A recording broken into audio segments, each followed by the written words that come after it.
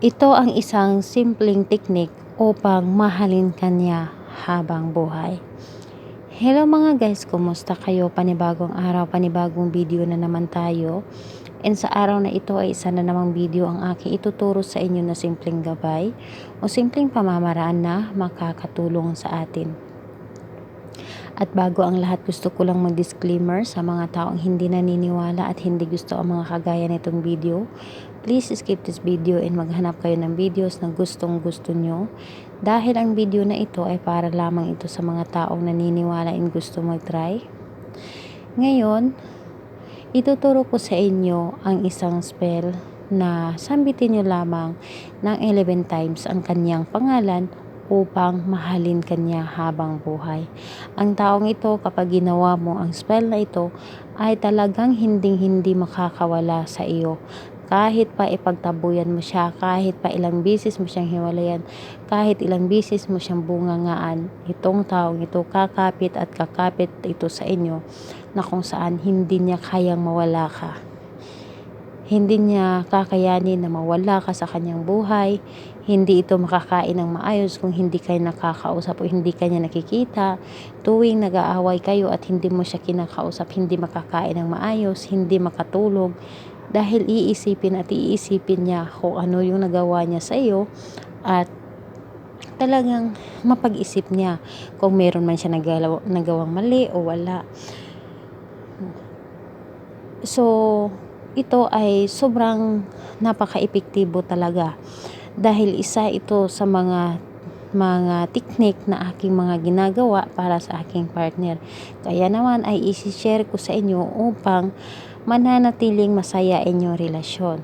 Ang sarap naman kasi sa pakiramdam na kung saan masaya kayo sa inyong relasyon, na kung saan ay talagang nagmamahalan kayo.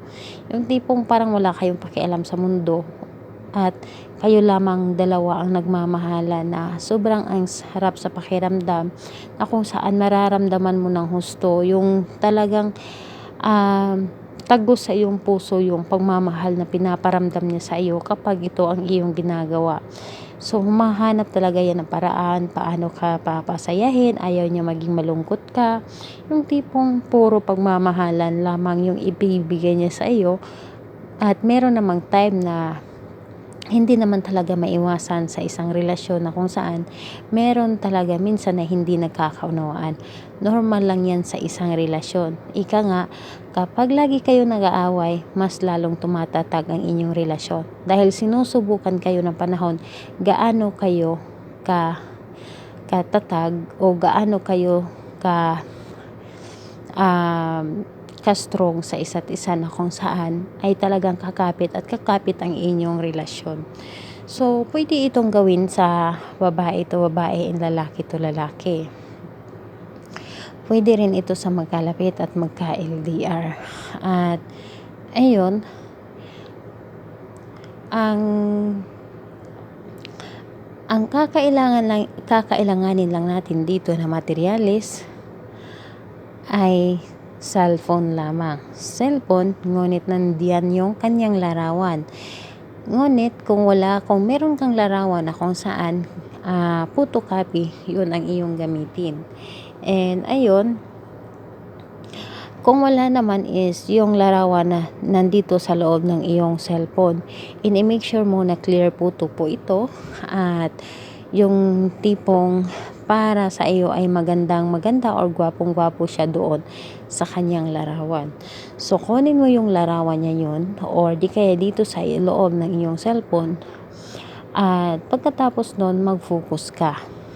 Yung tipong wala ka talagang iniisip, yung tipong nandito talaga sa puso mo yung isipan mo dito sa iyong gagawing ritual. So, ang gagawin mo, sobrang napakasimple lamang. Buksan mo ang iyong cellphone, pumunta ka sa iyong gallery at hanapin mo yung larawan niya, or di kaya kumuha ka ng mga larawan niya doon sa kanyang social media. Pagkatapos nun, kapag ready na yung larawan niya, titigan mo ng saktong 30 seconds. So, kung maaari ay meron kang timer, ngunit may timer ka, dapat ay nakafocus ka. saktong 30 seconds yung pagtitig mo sa kanyang larawan, na kung saan sa pagtitig mo sa kanyang larawan ay titig na may kasamang pagmamahal, titig na may kasamang yung tipong pinaparamdam mo sa kanya na sobrang mahal na mahal mo siya. So titigan mo siya ng maayos na may pagmamahal.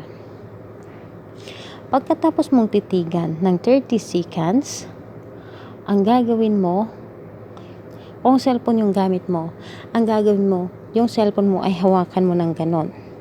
Hawakan mo lamang, or di kaya halimbawa ang cellphone na ito ay larawan niya na photocopy. Hawakan mo lamang siya ng pagganon at pumikit ka.